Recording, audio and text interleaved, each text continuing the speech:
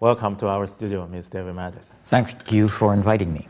I know you have a busy schedule here in Toronto for the book launching events. So how the book launching events goes? We've had one so far in Hamilton, and we're having another one this afternoon in Toronto.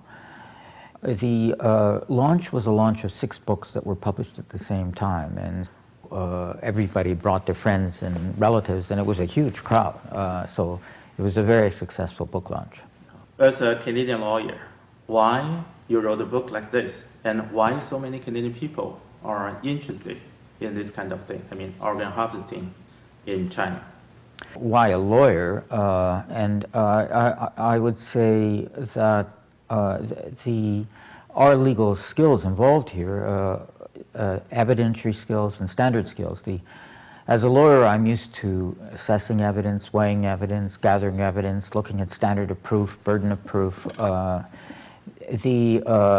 determining whether evidence is reliable or not. And these are all skills that are very useful in a case like this, where we're not dealing with one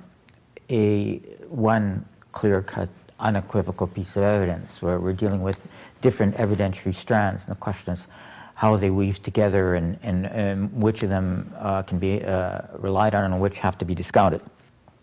In fact, it's partly because I'm a lawyer that this work got done, because a lot of this type of work, human rights abuse, is done by human rights organizations, which are lay people. They may have some lawyers as employees, but they're basically lay people, and what they're trying to do is get information that's immediately accessible to the public, and usually what they want is something clear, straightforward, and simple that can be put into a sentence. What they're looking for is activism, not an elaborate proof. And anything that takes a lot of effort to prove, or a lot of time to prove, or is complex to prove, it's too difficult for a lay organization engaged in activism to really get engaged in. So, to a certain extent, my being a lawyer and having these legal skills was, I would say, essential to coming to grips with the issue.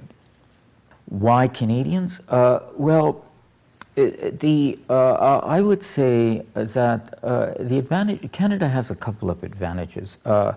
One is we're multicultural, and we have people from all over, so that we identify with people from all over. What happens in China is not as remote to us as it might be to people in some other countries, because there's so many people from China here in Canada. To a certain extent, we in Canada are there because they from China are here. And so we see the victims on our doorstep. Not just Chinese in general, but Falun Gong practitioners. There's plenty of them in Canada who are very sensitive, aware, active, history, got evidence, and so on. That's one reason. Another, I would say, is that from Canada, we are relatively safe in dealing with this issue. If you do in China what I'm doing in Canada, you would end up in jail.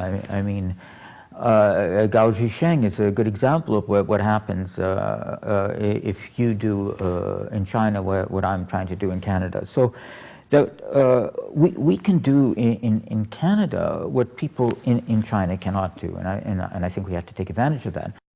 That's right. In your first book of Bloody Harvest, you and Ms. David Kilger pointed out that the organ harvesting in China was systematic and widespread. Could you please explain how systematic it was? Obviously, we're dealing with a situation where we don't have the Chinese records, and the Chinese government is denying everything. They're trying to cover up everything, and so we're not in a position to tell you names, dates, times, places of every single organ transplant operation.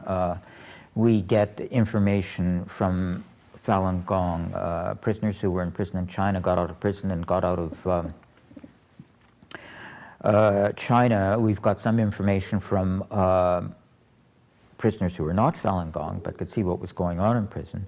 We have information from transplant tourist patients who went into China, got their transplants, and then came out. We have investigative calls made by callers into Chinese hospitals and courts and asking these places if they had organs of Falun Gong practitioners for sale.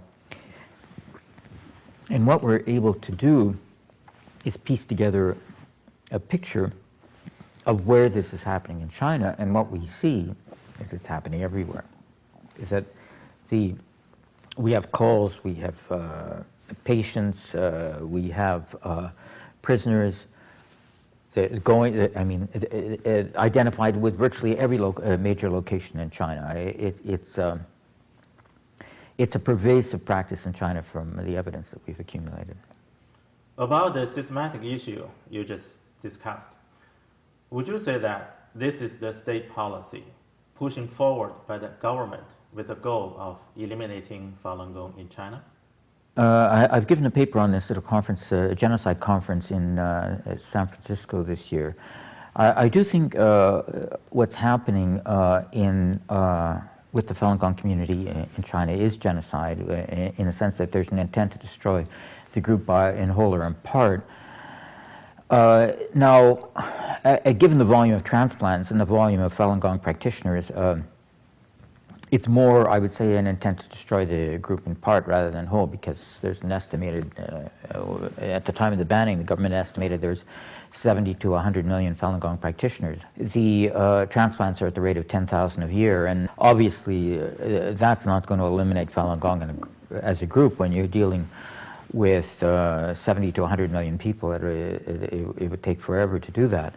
But it's a partial elimination. Now, in terms of policy, I would say if you look at the doctrines of responsibility at international law, command responsibility or superior responsibility, it doesn't just happen because somebody orders something. It also happens because somebody in charge knows what's going on and doesn't stop it.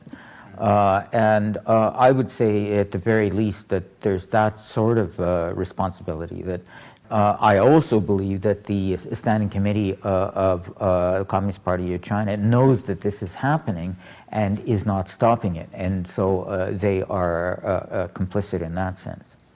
The people whose organs have been harvested died one after another, so no single victim was survived to testify. When you're attending a conference or giving speeches around the world, did you have ever difficulties to convince the audience? Not really. Well, I suppose the only difficulty I have is that, as I say, there isn't one single piece of evidence that you can just pull out and convince somebody in 25 seconds, which may be why it hasn't got the media play in major television networks, because it doesn't easily reduce to a 10-second soundbite.